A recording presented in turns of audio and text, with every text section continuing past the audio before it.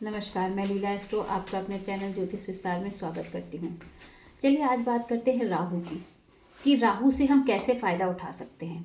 जी हाँ, राहु विस्तार का कारक है। राहु हर चीज़ को बहुत बड़ा कर देता है और राहु देता है तो छप्पर फाड़ के देता है, लेकिन उसकी भी कुछ शर्तें होती हैं। वह ऐसे नहीं छप्पर फाड़ के देता है कि राहु की महादशा या अंतरदशा आ गई और उसने छप्पर फाड़ के आपको दे दिया। देखिए वैसे भी जब कहते हैं राहु 10 में तो दुनिया वश में, ऐसा कहा जाता है, लेकिन राहु 10 में है तो अगर जब आपका बुध ग्रह अच्छा होगा तो ही आपको राहु अच्छा फल देगा। जी हाँ, जब आपका स्किल अच्छा होगा। राहु की जो बेस्ट प्लेसमेंट मानी जाती है वो दूसरे भाव, छठे भाव और 10वें भाव में मानी जाती है। लेकिन उसके बावजूद भी राहु जहाँ भी बैठेगा, जिस भी भाव में राहु बैठेगा, उस भाव से रिलेटेड परेशानियां आपको आएंगी ही। उस भाव को हैंडल करना आपको नहीं आएगा। जैसे राहु अगर दूसरे भाव में बैठता है, कहते हैं दूसरे भाव की प्लेसमेंट राहु की बहुत अच्छी होती है, लेकिन दूसरा भाव वाणी का होता है।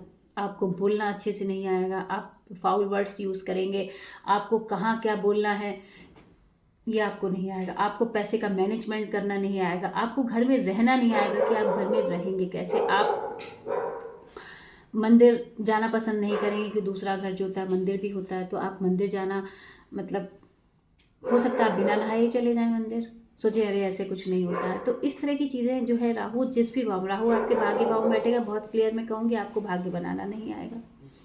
राहु 5वें भाव में बैठेगा, बच्चों से संबंधित प्रॉब्लम आपको आएंगी। राहु 4th हाउस से बैठेगा, 4th हाउस में ये राहु बहुत बुरे इफेक्ट नहीं देता, क्योंकि वो चंद्रमा भाव का होता है, माँ का घर होता है, तो माँ के घर में जो है राहु महाराज भी अपने माँ की रिस्पेक्ट बहुत करते हैं, तो वहाँ बहुत, लेकिन फिर भी आपको वो कहीं ना कहीं खराब फल देगा ही। राहु किसी भी हाउस में बैठेगा, जी हाँ, किसी भी हाउस में बैठेगा, वहाँ से संबंधित दिक्कतें आपको देगा ही देगा। वो चीज़ें आप मैनेज नहीं कर पाएंगे। तो अब सवाल ये उठता है कि हम इस राहु को कैसे ठीक करें। भाई किसी न किसी भाव में तो हमारे राहु बैठा ही है, किसी न किसी भाव में तो राहु बैठा है, तो इसको हम सही कैसे करें। जी हाँ, सिंपल सा है कि सबसे पहले तो आप अपने बुद्ध को अच्छा कीजिए, आप अपनी स्किल अच्छी कीजिए, बोलने का तरीका अच्छा कीजिए। और राहु जिस राशि में बैठा है, राहु आपके जिस भाव में बैठा है, वहाँ पे जो नंबर लिखा हुआ है, जो नंबर लिखा वो राशि होती है, उसका आपको जो है उपाय करना, रेमेडी करनी पड़ेगी। जैसे मान लीजिए राहु अगर 2 नंबर की राशि में बैठा हुआ है, वीनस की राशि में बैठा हो, तो वीनस जो होता है वो आप वहाँ जैसे नदी के किनारे जाके और मछलियों को दाना डाल सकते हैं। 2 नंबर की राशि, क्योंकि 2 नंबर की राशि वृष राशि होती है, उसको नदी भी बोलते हैं, तो वो आप नदी में मछलियों को कुछ खिला सकते हैं। जैसे राहु मान लीजिए आपका 4 नंबर राशि में बैठा, मून की राशि में बैठा हुआ, तो मून भी पानी है, तो आप चावल जो है वो मछलियों को खिला सकते हैं। राहु मान लीजिए इसी तरह से, राहु मान लीजिए आपके बुध की राशि में बैठा हुआ, 3 नंबर राशि में बैठा हुआ, जो बुध की होती है, तो आप जो है मछलियों को साबुत मूंग की दाल खिला सकते हैं।